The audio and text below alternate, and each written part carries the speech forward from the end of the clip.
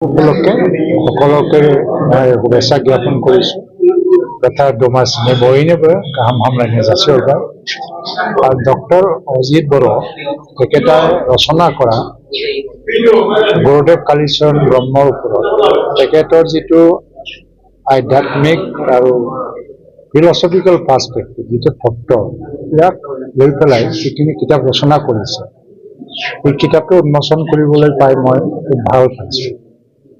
কালীচৰণ গুৰুদেৱ তেখেতে এটা সমাজ সংস্কাৰক তেখেত আৰু ধৰ্মৰ আধাৰতে ভিত্তি কৰি তেওঁ সমাজ সংস্কাৰ চলিছিল। কাৰণ পুৰণি ভাৰতত যিমান সমাজ সংস্কাৰ হৈছে এইটো ধৰ্মৰ আধাৰতে ভিত্তি কৰি হৈছিল। যি সময়ত ভাৰতত বিভিন্ন ধৰণৰ সমাজ সংস্কাৰৰ কাম চলি আছে কালীচৰণ গুৰুদেৱে বড়ো সমাজৰ মাজত এই সংস্কাৰৰ কামটো আৰম্ভ কৰিছে।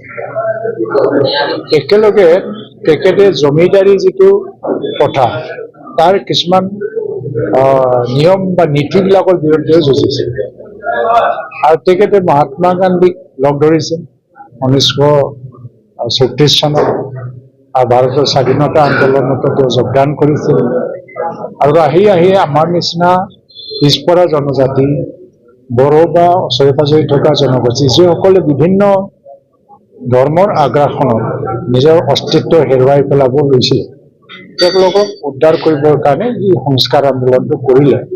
এতিয়া তেখেতৰ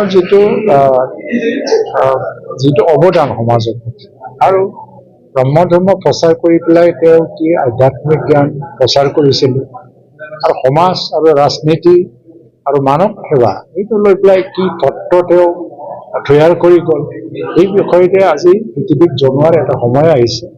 আৰু ডক্টৰ অজিত বড়ো তেওঁ বহুত দিন ধৰি গুৰুদেৱ কালীচৰণ ব্ৰহ্মৰ ওপৰত কাম কৰিছে, ষ্টাডি কৰিছে, সংগঠনৰ লগত জড়িত আছে। আজি ইংৰাজীত তেখেতে এই কিতাপটো ৰচনা কৰিলে, ভাল এটা কিতাপ ৰচনা কৰিছে। মই ভাবোঁ যে ভাৰতবাসী আৰু বিশ্বই আজি গুৰুদেৱ কালীচৰণ ব্ৰহ্ম সম্পৰ্কে জানিবলৈ এটা সুযোগ পাব আৰু মই এইটোৰ কাৰণে মই ডক্টৰ অজিত বড়োক মোৰ তৰফৰ পৰা মই শুভকামনা যাচিছোঁ। কংগ্ৰেচুলেশ্যন, তেখেতে ডাঙৰ এটা কাম কৰিলে। এতিয়া এই কিতাপখন অকল ইংৰাজীতে নিলিখি পেলাই first of all Asomiya translation হ'ব লাগে আৰু মই খুব গুৰুত্বপূৰ্ণ বুলি ভাবোঁ যে বাংলা আৰু হিন্দী ট্ৰেঞ্চলেশ্যন হ'ব লাগে আৰু বিশেষকৈ হিন্দীত প্ৰথম ট্ৰেঞ্চলেশ্যন কৰিব লাগে মানে হিন্দীৰ দ্বাৰা দি এইটো ভাৰতবাসীয়ে জানিবলৈ সুযোগ পাব।